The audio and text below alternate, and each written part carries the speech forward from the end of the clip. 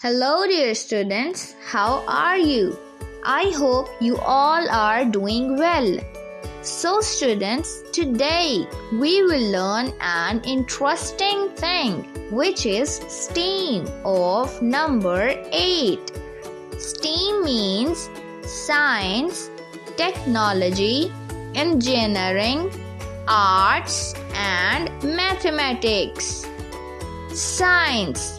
Drop 8 ink drops in the water glass and observe it. Technology. Watch the video to understand the concept of number 8. Engineering. Use beads and glue to make pattern of number 8.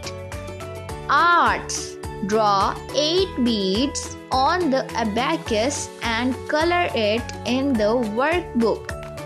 Mathematics. Count the leg of an octopus and share with your friends.